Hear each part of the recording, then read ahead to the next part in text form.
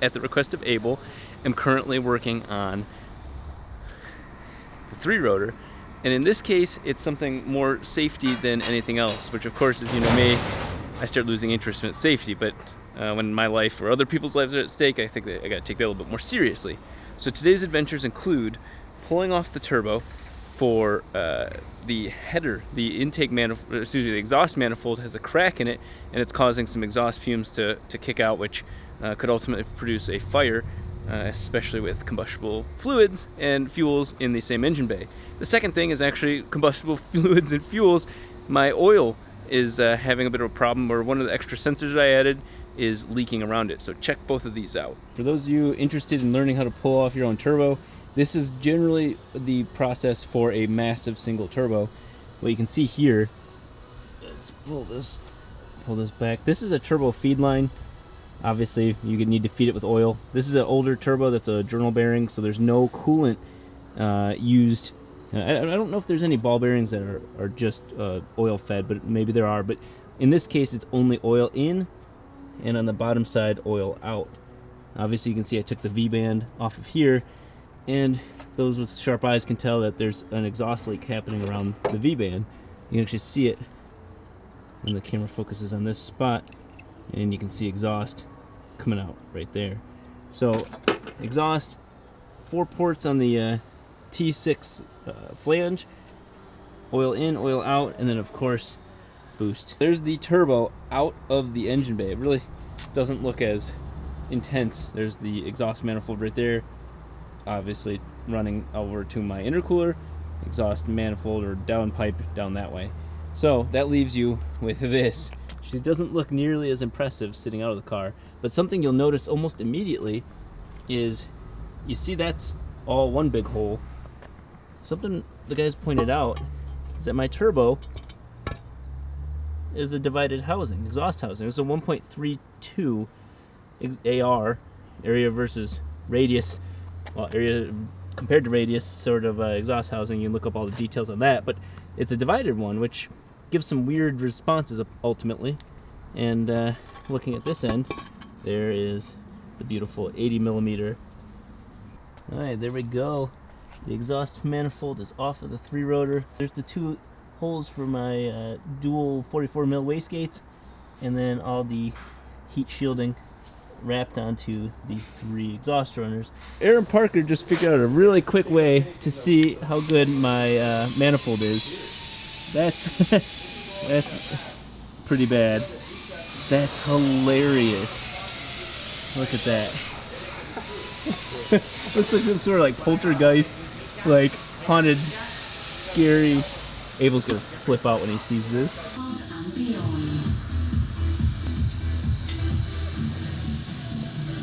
Now that we have more light, at least briefly, it's sunset so early in California, let's take a look at how bad this exhaust manifold is.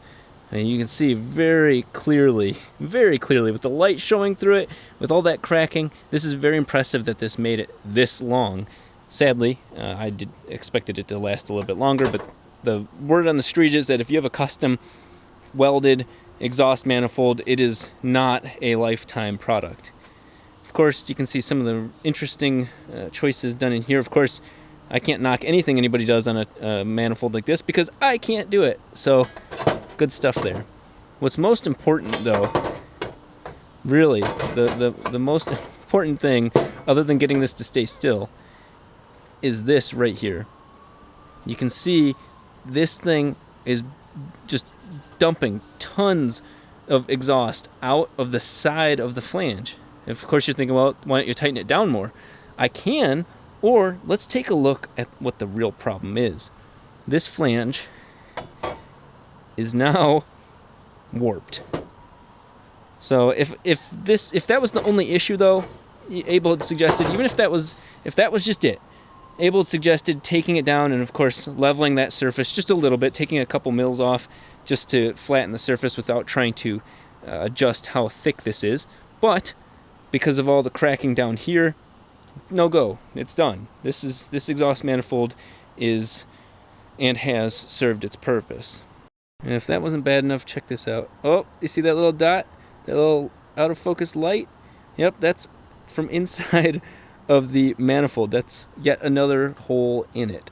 Well, needless to say, this thing's been through tons of abuse, but what's worse than that is things that could potentially be dangerous. And so what you see here is an area which particularly gets hit with a lot of shit during like a two-step anti-lag sort of setup.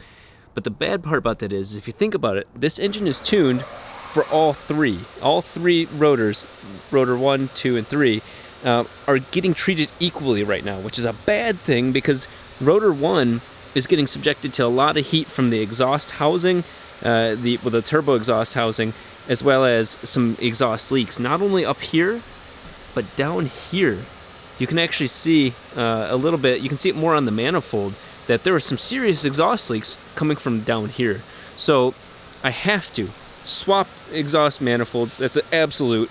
We're going to simplify the wastegate situation. There were two, which worked beautifully for boost creep issues, but also swap out the turbo. So you can see right here what a warped header will do on the exhaust manifold for the turbo. Just leaking right out this thing right here. So, pretty clear what bad things were happening. So I can hear it now. Rob, why dick with this car? Well, let me put it in perspective. The steering rack for the 4-rotor was $900, which is like, okay, Rob, that's under $1,000, plus shipping. Plus, I had to get a $100 piece added to it, so that way the correct linkage was right lengths for the tie rods for the wider suspension. The racks only come to like 28 inches long before the tie rods get involved. But then, this car is 32 inches from tie rod to tie rod flexing, so had to get that machine. Then it was an extra $1,200 just to get the entire thing machined to fit inside of the car. So you're talking over $2,500 at the end of the day just for a steering rack. What does that get you on a car like this? It gets you quite a bit. Alright, so today's adventures include measuring up and sizing up the intercooler, the radiator, as well as what's going to be a condenser. Oddly enough, no, this car, even though it's in California, is not going to get air conditioning, but Bell Intercoolers is going to set up a water-to-air intercooler on this system. So we're going to try some experimental stuff on this vehicle in place of trying it on the 4-rotor. So, of course, what you're seeing here is going to be replicated on that car. So it's very exciting technology. I've got a lot of questions, and I've got a lot of things that I want to understand about it while we're doing it. Obviously, this car needs a massive radiator. This thing has overheated after about 3 or 4 rounds on a track because of the amount of power and heat that it produces. So we're currently sizing up the dimensions that were given to me to make sure that those things can fit and get those installed in this car. Here's the radiator dimensions for this one right there. There's the water-to-air intercooler. Well, that would be the transfer case, whatever the professional name is for that. And then there is the condenser. So the condenser is going to sit there kind of like my intercooler is currently, but clearly meant to condense and help with the water temperatures from this device here. So the thing I'm particularly interested in is see how the thing basically does a 180. I'm curious as to where along this area that's going to be the case. And then, of course, the turbo now no longer needs to have a massive pipe charge system, so I got to figure out how I'm going to circumvent and make that shorter. Probably have the water-to-air intercooler over here somewhere. So I got to figure out some of those challenges right now. But let's take a look at the radiator sizes, compare them to the ones here, and see what we get. 26 inches of total width. So that is 26 inches from here to here. That will definitely work. 3.5 inch core. My current core is 2.5 inches. I will gladly make room for an extra inch of core. And it is 17 inches tall. Let's see here. 17 inches. So yes, I can confirm that the new radiator is going to be good. I'm assuming that the turbo is going to come out and feed somewhere around here. Now that the water to air is in the place. Or I guess it could snake back under there, but that seems extremely redundant. So the problem I have is if the turbo line comes through here, I then have to have the water-to-air intercooler in this area. And what I have is something that's going to be about 10 inches in terms of a core. And I guess I would want to stick it vertically something like that. It's a little like 5-inch by somewhere like this big. So it's a little chunk of something that you can see in the picture. So you can see that in the picture, the inlet and the outlet are both on the same side. So at some point, there's going to be a 90-degree turn off of each of those to get the linear aspect of this going. And I'm gonna guess it's going to be somewhere right here. That could fit right there. That really could fit. But again, I'm gonna have to have like a tube doing this, and then somehow the other line coming in. Yeah, I got some work to figure out. So that would be one choice, is to set it up so that way this little thing's sitting somewhere in here. Because what we would probably do then, will automatically, we're gonna probably have to go lower on the radiator. Yep. Tuck this in. Okay. Cut this bracing out, whatever we don't need in here. Tuck this in so that we have, this is as close as possible to here, but we still have a little bit of room. Yep. And then see all this room, see how we would mount it this way or that way or however, probably. So we're comparing having these 6 in a row, which is my weird ass concoction, to looking at this car with a really sharp